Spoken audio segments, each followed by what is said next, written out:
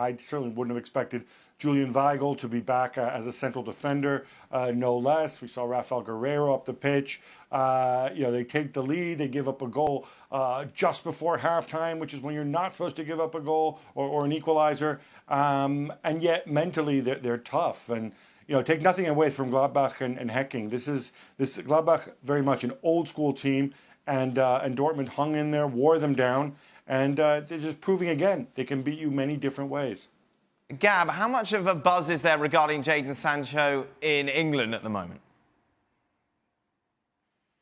Well, it's taken a while. I think people are noticing, but people are catching these highlights, and you almost wonder if he were 18 years old and he were doing it at an English club, would we be all much more abuzz about him? But certainly knowing that he's on Gareth Southgate's team, that he's going to be there for the Nations League Final Four and whatnot, I think that gives everybody a lift. Dortmund are fun to watch as well. Yeah. They're one of the most entertaining teams in Europe. Yes, they are. And they recognize who they are as a team. And they're going to attack well. They have a team that is talented in the final third. Jadon Sancho is a player that gives you something different. You see him with the ball. You know that this is a confident player. Yep. He's taking steps here and there, steps over the ball, change of pace, finish. There's something about him that just simply attracts you to watch him play. And when that's happening, there's a whole lot of other players with a whole lot of talent in that Borussia Dortmund team that you got to pay attention to. Because when Marco Reus is not injured, when he's healthy, when he's fit, he can be one of the best players in the Bundesliga. The depth of this team surprises you at times because we just talk about Jadon Sancho, we talk about Marco Reus. Well, Christian Pulisic was supposed to be the next big thing. Yep. Well, he's riding the bench and riding the bench hard. And then you talk about Brun Larsen. He has made a difference as well. So there's a lot to pull on from for Lucien Favre here in terms of what they do attacking. The one question I would have about this team is can they do the same thing on the other half of the field? If they're able to resolve that issue, then maybe this is a team that is going to give a whole lot of news in Champions League. Gab brings up a good point regarding Jadon Sancho. In England, they're quite blinkered. The Premier League is what it's all about. Does this kind of help him and his development? Well, without question. He's playing in Germany. He hasn't got all that hype that was around. Without question. Not many English players have gone abroad to any league, be it the Bundesliga or any others, and made a significant splash, and certainly none at this age. I think it helps in his development, his understanding of the game, and ultimately what he does and how he contributes at the international level.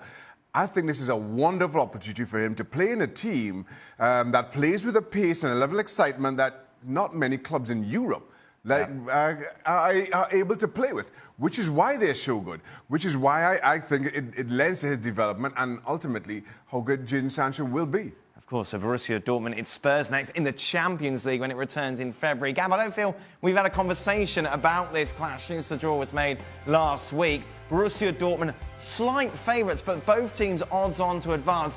Are you surprised that the bookies are giving Spurs so much respect? Well, I think bookies, sometimes markets also obviously they follow the money. But I think there is a sense that, by the time these teams face each other, Spurs' position in the Premier League could be a little bit more consolidated. And the thing about Dortmund is that, they've had a bunch of close games.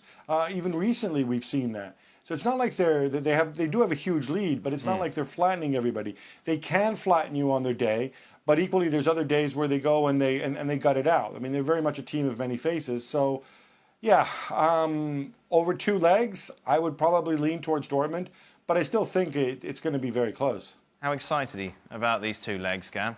It's right up your street.